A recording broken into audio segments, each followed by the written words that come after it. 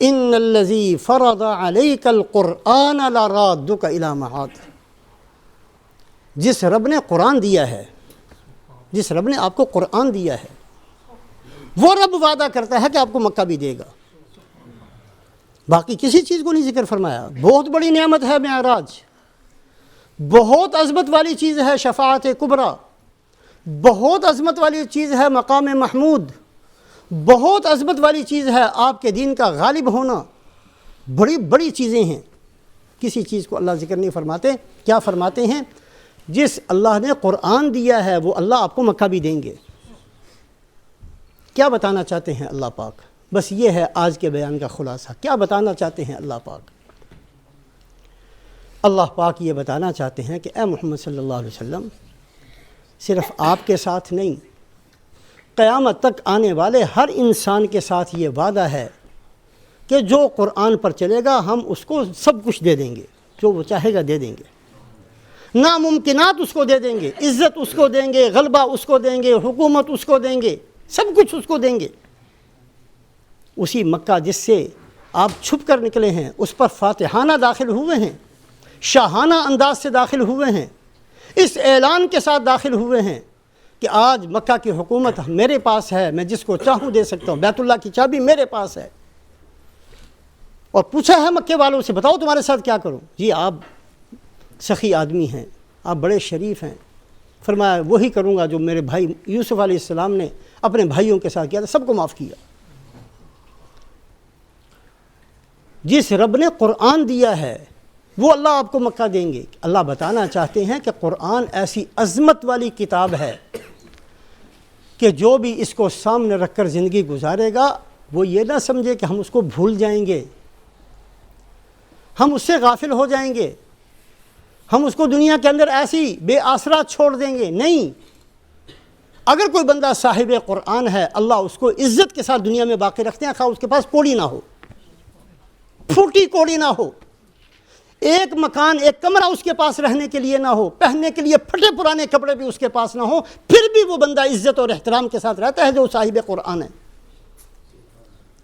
یہ تجربہ ہے سب کا، آپ لوگوں نے بھی دیکھے ہوں گے۔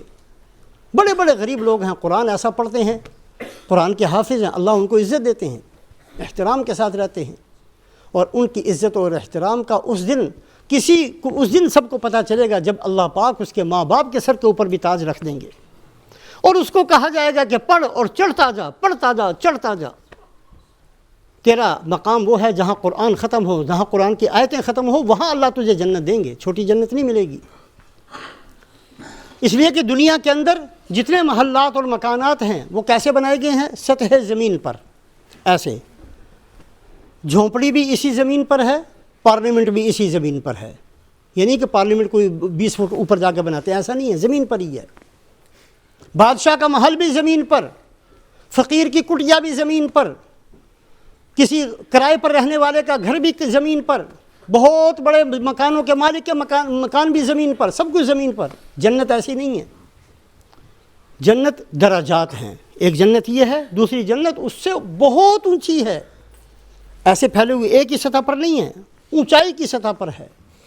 اور آپ نے فرمایا کہ ہر دو جنتوں کے درمیان میں اللہ پاک نے اتنا فاصلہ رکھا ہے جتنا زمین اور آسمان کے درمیان میں فاصلہ۔ ایک جنت یہاں ہے، دوسری جنت اس کے ساتھ نہیں ہے کہ ساتھ والے ایسے پڑوسی نہیں، پڑوسی اوپر نیچے ہیں۔ اوپر والی جنت جو ہے وہ اتنی اونچی ہے جتنا فاصلہ زمین اور آسمان کا۔ قرآن پاک کی آیات 6666 ہیں، اللہ پاک نے جنت کے درجات بھی 6666 بنائے۔ اور آپ صلی اللہ علیہ وسلم فرماتے ہیں کہ جو اوپر والی جنت والے ہوں گے ان کو جنت میں رہنے والے، جہنم میں رہنے والے نہیں، جنت کے اندر رہنے والے بھی جب ان کو دیکھیں گے تو ان کو اتنا سر اونچا کرنا پڑے گا اور وہ ان کو ایسے نظر آئیں گے جیسے تم میں سے کوئی زمین پر رہنے والا کسی بہت ہی دور دراز کے ستارے کو دیکھتا ہے اور وہ ٹمٹماتا ہوا ستارہ اس کو نظر آتا ہے، جیسے وہ دور اس کو نظر آتا ہے، اسی طریقے سے وہ جنت بھی ان کو اتنی دور نظر آئے گی جو جنت میں رہتے ہیں۔ اور اللہ پاک کی طرف سے فرشتوں کو بھیجا جائے گا کہ جاؤ ان کو سلام کر کے آؤ۔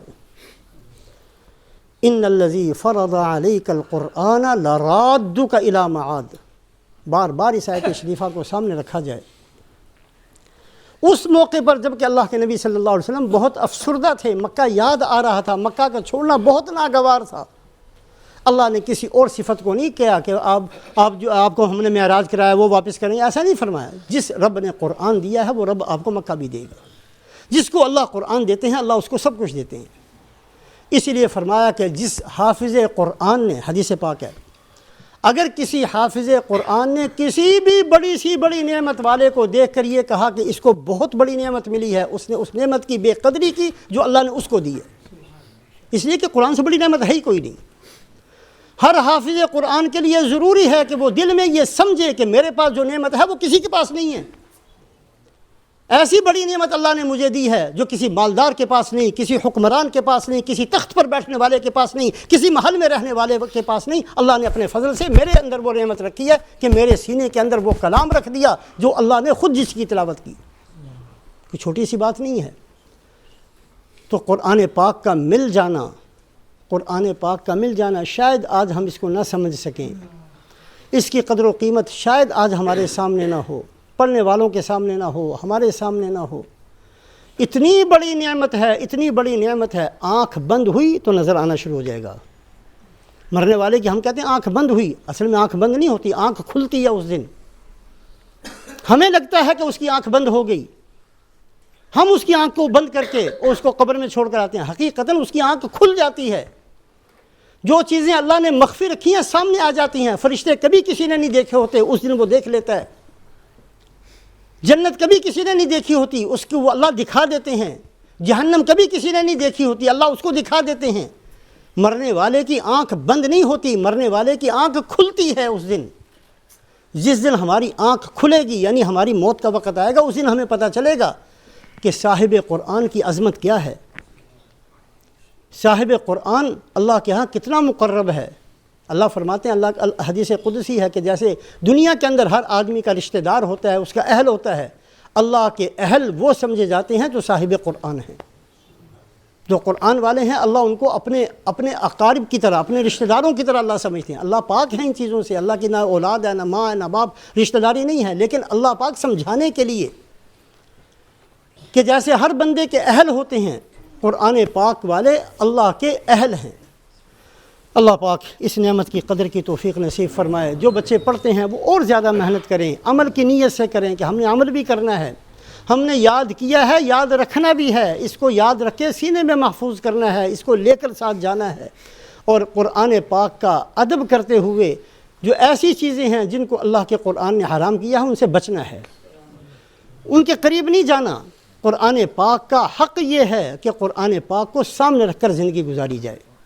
جس نے قرآن کو پڑھا فَأَحَلَّ حَلَالَهُ وَحَرَّمَ حَرَامَهُ، جو قرآن کے اندر حلال ہے اسی پر وہ عمل کرتا رہا، جو حرام ہے اس سے وہ بچتا رہا، اللہ پاک قیامت والے دن اس کے لیے قرآن کو سفارشی بھی بنائیں گے، جھگڑا کرنے والا بھی بنائیں گے۔ قرآن کھڑا ہو جائے گا، یا اللہ اس بندے کی مغفرت ہونی چاہیے، اگر وہ گناہ گار بھی تھا پھر بھی اللہ اس کی بخشش کریں گے۔ تو اللہ پاک ہم سب کو قرآن پاک پر عمل کرنے کی، قرآن کی عظمت کو سمجھنے کی اور قرآن پاک کے ساتھ اپنی زندگی گزارنے کی توفیق نصیب فرمائے۔ بڑے مبارک خوش نصیب بچے ہیں جن کو اللہ پاک یہ نعمت نصیب فرماتے ہیں۔ اس کے اندر ان کا بھی حصہ ہے، ان کے ماں باپ کا بھی حصہ ہے، ان کے استادوں کا بھی حصہ ہے۔ اللہ پاک سب کو ہی بہت ہی جزائے خیر عطا فرمائے۔